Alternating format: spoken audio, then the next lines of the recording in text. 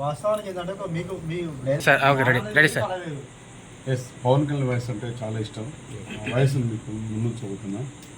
అత్తారింటికి దారి చిత్రంలో 4 పేజీల డైలాగ్ సింగిల్ టేక్లో ఎలా చెప్పచ్చు అనే దాని మీద ఇప్పుడు చేయబోతున్నాను. వాళ్ళ మామ రైల్వే స్టేషన్ మొత్తం టోటల్ కాల్ చేసినప్పుడు అమ్మాయిని తీసుకుపోయినప్పుడు ఆ రావు రమేష్ వచ్చి కొడతాడు. కొట్టినప్పుడు ఎలా ఉంటుంది ఓకే, ఓ కార్ డ్రైవర్ మీ కూతురు ఎందుకు చేసుకోకూడదో మీ దగ్గర తీరుంటుంది.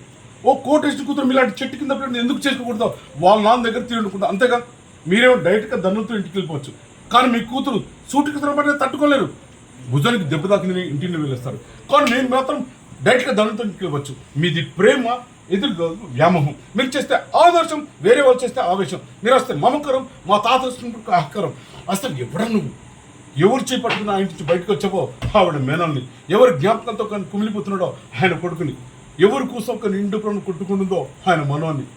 కొన్ని వేల కోట్లు, 10 దేశాల ఫ్యాక్టరీలు, 1,00,000 మంది కార్మికులు, ఇవే తృప్తి నువ్వు పేదవాన్ని, మందాకి వారసుని. అవునంతా అప్పటికప్పటికి ఏం మారింది? అప్పుడు ఆయన చేతులు ఇప్పుడు నీ చేతులు. అంతేగా తేడా. ఆయన చేసిన తప్పైతే నువ్వు చేసుకుని తప్పే. నువ్వు రా, నేను తీసుకుపోతా. నువ్వు చేసిన తప్పైతే నా తా చేసుకుని తప్పే. నువ్వు రా, నీ బిడ్డను తీసుకుపోతా. ఇదేతో నా మాటలతో కన్విన్స్ చేయడానికి చెప్పట్లేదు అత్త. నువ్వు మా తాత ఇద్దరు చేసిన తప్పని చెప్పాలని ఉద్దేశం అత్త. ఆ రోజు ఇంట్లో వెళ్ళిపోయే ముందు ఒక్క క్షణం గుమ్మ దగ్గర ఆగినట్టే ఈ 25 సంవత్సరాలు వేరే ఉండదు అత్త. ఈ 25 సంవత్సరాలు వేరే ఉండదు. మామ బుధానికి దెబ్బ తాకిన తాతను వచ్చాయి.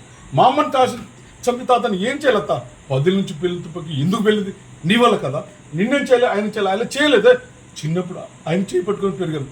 ఆయన అడిగాడని ఇంట్లో డ్రైవర్ చేయను. నీ కార్ డోర్ తీశాను. ఇప్పటికీ అత్త చెప్పు,